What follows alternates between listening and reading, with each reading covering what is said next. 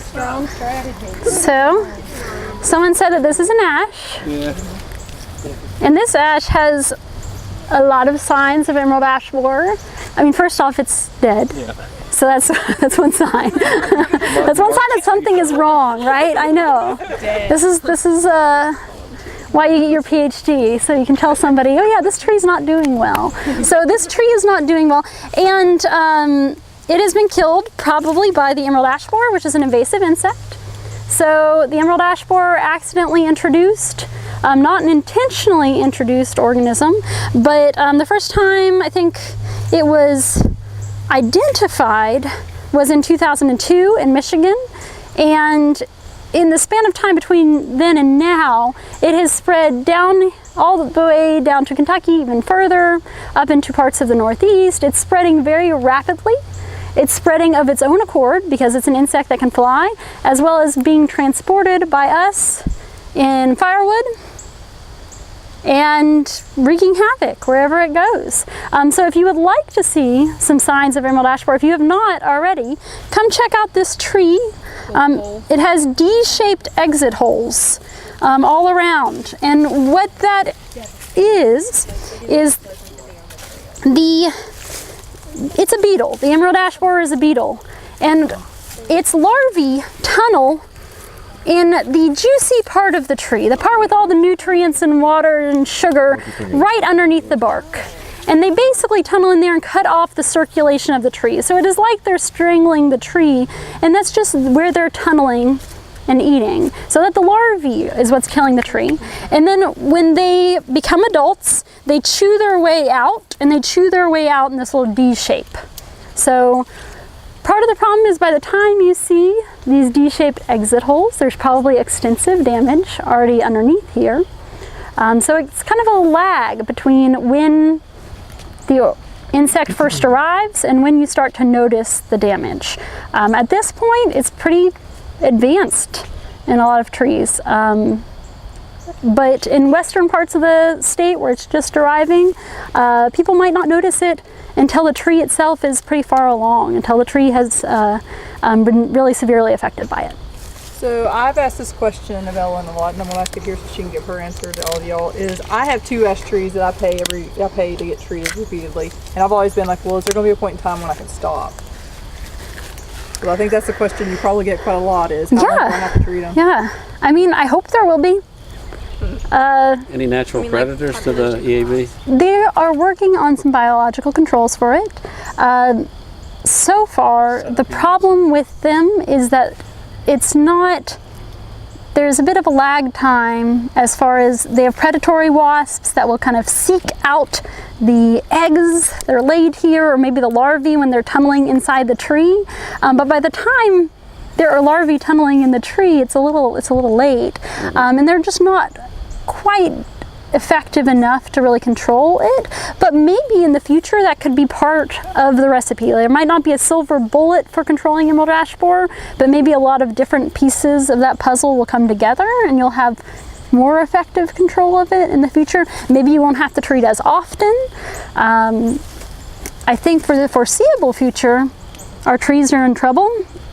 If you have white or green ash and you want to keep them, then you should be treating them with this insecticide. But already the population of this beetle is much lower than it was when it first arrived in a lot of areas. So right at the beginning, there is a lot of food for that insect and a lot of those insects, and then their populations decrease a little bit. Probably not enough to protect the trees that are there just by itself, but maybe that plus some biological controls plus some other things that might be developed in the future will be enough. People are also working on looking for genetic resistance to emerald ash borer. So are there trees that are naturally resistant to this insect? Can we find them? Can we pipeline them into programs to get them out and on the landscape? Now that's the question. Yeah, like American chestnut. And American chestnut has not been terribly successful in finding native chestnuts that are resistant. On Dutch elm disease that killed off our elms, on the other hand, there are many native elms that were resistant to Dutch elm disease. I mean, a small percentage of the overall trees, but enough that there are native elms that are resistant where there aren't native chestnuts. What will ash be like? Probably more like chestnut. But maybe, hopefully, I'm wrong. Hopefully we find some trees that are resistant to it. Yes? How are the blue ash faring through? Blue ash are faring much better than white or green ash. They are hosts for emerald ash borer, but I have talked to several arborists in this area who've said they have not seen any killed by emerald ash borer. Will that hold in the long term? I don't know. Yeah, But just like, are they just eating the low hanging they're very right now, different. and then they'll move on? Yeah, so blue ash, they do not recognize blue ash as a host. But if they happen to find it and lay their eggs on it, then they can develop just fine. So how that will change in the future, I don't know. Yeah. One thing I read on the chestnuts is, since it was such a valuable lumber tree, that when it came in, they went in and cut most of them. Yep. So there wasn't a lot of trees left to know if Yeah. there were any that were maybe. That definitely happened. Also, at the time, people thought that maybe they could control it by cutting big bands, which Like a fire line? yes, and it was not at all effective. That's a fungus, and so it spread long distances, and so that was not at all effective. But that's a good point. So we don't know. Maybe there was genetic resistance, and it got chopped down. At the same time, it's hard. If a landowner tells me they have a whole bunch of ash, what should they do with it? They're not going to treat it because it's prohibitively expensive. They're concerned about the fact that they have lots of invasive species in their understory, and what's going to happen when the ash is gone. Those invasive species are going to take off. So maybe a harvest to give them some money to do some of that kind of rehabilitation might be good. So it kind of depends on what they are doing, what their situation is, and their goals. But there's pros and cons to each side. You know, I have so many baby ash trees. They're like an invasive species. I swear. It's like these little trees are like determined to grow. Let them grow up. They won't be a But, problem. geez, it is just like total coverage. It's, Yeah, those seedlings coming up and taking advantage of the open canopies that are, that's it. What percentage of the tree community out here is ash? Like if it wipes out all of the ash, how many trees are we talking about?